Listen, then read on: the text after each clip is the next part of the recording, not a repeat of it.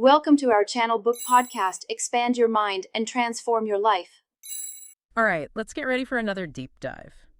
This time, we're tackling Morgan Housel's The Psychology of Money. Well, sort of. Sort of. Yeah, I mean, we're using this awesome YouTube summary by... It's like a 45-minute crash course on all the big ideas from the book. Ah, that makes sense. Have you ever, noticed how some people just think about money so differently? And their decisions are just like, what? Oh, yeah, all the time. It's like we're speaking different languages. Exactly. Well, Housel says it's because we each have a unique money fingerprint. It's like shaped by our experiences. Yeah, it's like our financial DNA. Right. He gives this example in the book, like someone who lived through the Great Depression, they might be super cautious even years later. Yeah, it makes sense. Their whole worldview is shaped by that experience. But then someone who grew up during, a boom time might be totally comfortable taking risks. And both are valid, right? That's what I find so fascinating. Exactly. I know for me, growing up, money was always tight, so I'm like a natural saver. Yeah, that totally makes sense. It becomes like a default setting almost. Right. And Housel's book really highlights that there's no right way to handle money because we all have these different backgrounds. It's about understanding those differences, right? And having some empathy for other people's choices. Totally. Like next time you're judging someone's, financial decisions. It's all been there. Oh, yeah. Just remember that money fingerprint thing. You might find some common ground. Definitely. Speaking of different perspectives, another thing that really struck me from the book and that video was how Housel talks about luck and risk. Oh, yeah. That was a big one. He says we tend to, overestimate skill when things are good, but blame bad luck when they go wrong. It's so true. We love to take credit for our wins, but conveniently forget about all the lucky breaks along the way. Exactly. It's like those classic rags to riches stories. They focus on the hard work, but downplay the role of chance. Or timing, right. It's easy to look back and be like, of course that happened. It was inevitable. But actually, a lot of it is just being in the right place at the right time. It's hindsight bias. Totally. And it's everywhere. I think recognizing the role of luck should make us a little more humble about our own achievements. Yeah, for sure. It's not always about being a genius. Sometimes it's just, good fortune. Absolutely. Okay, so moving on to something a little less philosophical, but still really important, compounding. This is a concept that Housel is just, obsessed with. And for good reason. It's like the secret sauce of building wealth. Right. Master F will use this really cool analogy in their video, comparing it to a snowball rolling down a hill. Ah, yeah, I remember that. It starts small, but as it rolls, it picks up more and more snow, getting bigger and bigger. Perfect analogy. Mm-hmm. Because it really illustrates how even small amounts invested consistently can grow significantly over time. But the catch is, compounding requires patience. And that's something we're not very good at these days, are we? Nope. Instant gratification is everywhere. We want results now. We want to see that snowball turn into an avalanche overnight. Exactly. But the reality is, slow and steady often wins the race when it comes to building wealth. Think of it like planting a seed. You can't expect a giant tree overnight You gotta nurture it, give it time. and resist the temptation to dig it up every 5 minutes to see if it's sprouted. So true. That actually brings up another point Housel makes. He says there's a big difference between getting rich and staying rich. Oh, yeah, I remember him saying that. But I never really thought about them as separate things. Me neither. What's the distinction, really? Well, I think getting rich might involve taking big risks, being bold, even speculative, like those entrepreneurs who bet it all on a crazy idea. Or investors who go all in on some volatile stock, right? Exactly. It's that initial wealth creation phase. Where you're swinging for the fences. Exactly. But staying rich, that's a different game. It's about preserving what you've built, managing risk, making it last. So less about chasing those flashy returns and more about making smart, sustainable choices. Precisely. Housel emphasizes humility, learning from mistakes. And avoiding unnecessary risks once you've reached a certain level. Right. He even says that keeping wealth is often more difficult than making it in the first place. Wow, I never thought of it that way. Makes you wonder if some of those rags to riches stories. Should actually be rags to riches to rags again stories. Haha, maybe. The point is, building lasting wealth isn't just about making a quick buck. It's about making choices that stand the test of time, thinking long-term, A lesson worth remembering, no matter where we are on our own financial journeys. Absolutely. It's easy to think like, wealth is just hitting some magic number, like becoming a millionaire or whatever. Right, like it's just a finish line. Yeah, but Housel says that's not really what it's about. He's more about the freedom money can give you. To make choices that align with your values. Yeah. Exactly. Control over your time, your life. That really resonated with me from Master Eiffels' video. They talked about how it could mean like pursuing a passion project. Or spending more time with family. It's in retiring early, if that's your thing. It's about designing a life you actually enjoy. Not just grinding away to pay the bills. Exactly. It's empowering to think about money that way. Totally. Not just being rich to be rich, but having the resources to live a meaningful life. That's what it's all about. Okay, this next concept I think a lot of people will relate to, maybe even laugh at themselves a bit. The man in the car paradox. Ah, yes, classic Housel. It's like that thing where you buy something expensive just to impress people. Hoping people will notice your fancy car or watch. Yeah.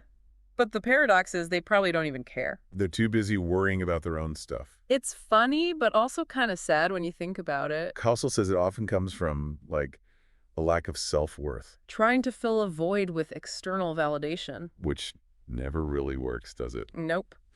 What if we put all that energy into things that truly bring us joy? Now, that's a good question. Shifting our focus from what we think will make us happy. To what actually does, which is often not flashy stuff. This actually ties into another Housel concept. Wealth is what you don't see. Oh, yeah. It's not about the outward show of wealth, right? It's what's happening behind the scenes. Savings, investments, that kind of thing. The things you haven't spent on trying to keep up with the Joneses. Right. Master Eiffel said something like, if someone's driving a $200,000 car, all you know is they have $200,000 less than they did before. Ah, so true. It's about building assets, not just accumulating stuff. Speaking of which, one of the most practical takeaways from House in that video is saving. Yeah, in a world obsessed with spending, it's almost a radical idea. Right. But Housel says saving isn't just about getting wealth. It's about resilience. Against life's uncertainties, like what if you suddenly lose your job? Or have a medical emergency. Exactly. Having savings gives you options, flexibility. It's empowering, not depriving. Totally. What I appreciate about Housel is that he gets the human side of money. He doesn't pretend we're all robots with spreadsheets. He talks about being reasonable with money, not just rational. Yeah, sometimes what makes sense on paper emotionally, it's just not going to happen. Like Master Eiffel used the example of investing during a downturn. Logically, it's the best time to buy. But when you see your portfolio dropping, it's scary. We're human, not robots. Our emotions matter. Our past experiences, too. It's about balancing logic and intuition. And being kind to ourselves when we don't make the perfect choice. Totally. So if we're not always rational, how do we make sure we're at least smart with money? Housel says, expect the unexpected.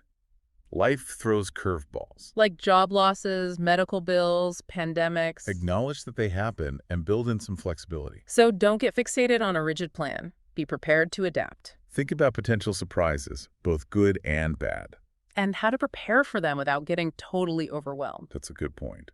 Which leads us to building a margin of safety. Ooh, I like this one. Sounds like an engineering term. It is. It's about building things stronger than they need to be, just in case. Like extra support beams or something. Exactly. Financially, it could mean saving more than you think you need. Or being conservative with your investment estimates. It's a cushion against the unexpected. A financial safety net. It reduces anxiety, gives you security. Love it. Okay, shifting gears a bit. Something practical our listener can take away. Regularly reevaluate your financial plan. It's easy to set it and forget it, but life changes, doesn't it? Constantly. Priorities shift, goals change, circumstances evolve. What worked in your 20s might not work in your 40s. And it's not just big changes. Your values can shift subtly too. So we got to stay engaged, review our goals, adjust as needed. Personal finance is a journey, not a destination. With ups and downs, twists and turns, flexibility is key. And remember, there's no right way. Find what works for you. What aligns with your values helps you create a life you love. Speaking of which, it's time to address the elephant in the room. The hidden costs of free stuff. Oh yeah, nothing in life is truly free, is it? Housel talks about opportunity cost. Every decision has a trade-off. You're always giving up something else, even if it's not obvious. Like Master Awful said, if you invest in one stock, you're not investing in another. Every yes means a no.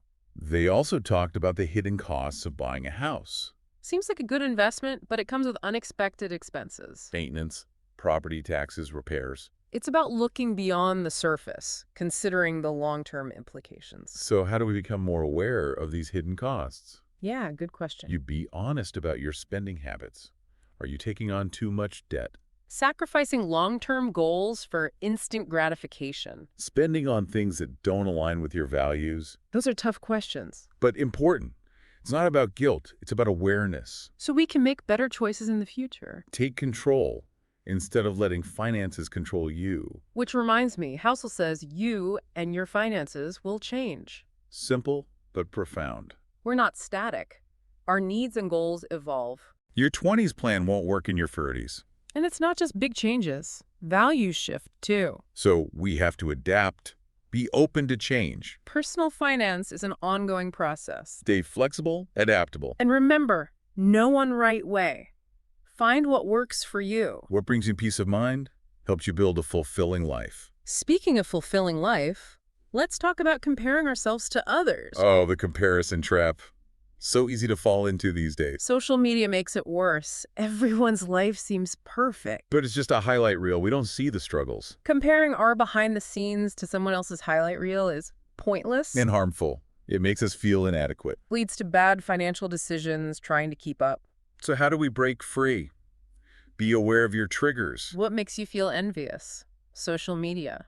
Certain friends. Limit your exposure. Take breaks. Be selective. Create a supportive environment. Focus on your journey. Define your version of success, your enough point. Find contentment in your own life, not external validation. True wealth isn't about possessions. It's about freedom. Freedom to live a life aligned with your values. And that's a message we can all benefit from. Man, this deep dive has really got me thinking differently about, well, everything money related. It's not just about the numbers, it's all the psychology stuff. Right, like we have all these hidden biases and experiences shaping our choices. And I love how Master Effel broke it down from Housel's book. So clear, even for someone like me who's, not a finance whiz. Yeah, they did a great job hitting those key points. It's funny, one of the biggest takeaways for me is that there's no one right way to handle money. Like a cookie cutter approach. Yeah. That'd be too easy. It's about finding what works for you, what fits your values, helps you build a life you actually enjoy. Exactly. We're all different. And we talked about so much today. Those money fingerprints, the never enough trap, compounding. It's a lot to process. It is. I feel like I have a whole new framework for thinking about money now. Like before it was just earn more, spend less, but now it's way more nuanced. It's about the why behind your decisions. Right. Yeah. And for me, that money as a tool for freedom idea from Housel, that's huge. Oh, that's a good one. It shifts the focus, doesn't it? Big time. It's not about being rich just to be rich, but having the resources to actually live the life you want. Pursue passions, spend time with family, all that good stuff. And have the flexibility to make choices that align with your values. Exactly. Which is something we can easily lose sight of when we're caught up in, the daily grind. I know I have. Chasing that next promotion, bigger paycheck. But this deep dive's got me rethinking my priorities for sure. That's awesome to hear. So what's one thing you're thinking of doing differently now? Honestly, I need to define my enough point. Actually sit down and figure out what level of wealth would make me feel truly content and secure. That's a great starting point. So many people just keep chasing more without ever asking, is this actually enough? Right. And it's not just about early retirement or a fancy house. It's the everyday stuff too. How you spend, how you save, even how you think about money in general. Exactly. I want my decisions to reflect the life I want to live, not just some default script I've been following. Being intentional, mindful, I love it. One thing that really hit home for me was the whole hidden costs concept. Yeah, me too. It's so easy to get caught up in the excitement of something new and not think about the long-term consequences. Housel's opportunity cost idea is genius, right? Every decision means giving something else up. Even if it's not obvious at first, sure, that new car is cool. But is it worth sacrificing travel, savings, or even just peace of mind. Exactly. And it's not about deprivation, but making choices that truly align with what matters most. Being aware of those hidden costs so you can make informed decisions you won't regret later. Well, I think we've pretty much covered it all, haven't we? This has been such a great conversation, so many insights. Yeah, I always love digging into this stuff. And thanks to Masterawful for that awesome video summary. Definitely. We'll be sure to link to their channel in the show notes. And of course, if you want to go even deeper, check out Morgan Housel's book. It's a must-read for anyone who wants to get their money mindset right. All right, that's it for our deep dive on the psychology of money. Until next time, keep learning, keep exploring, and keep those finances in check.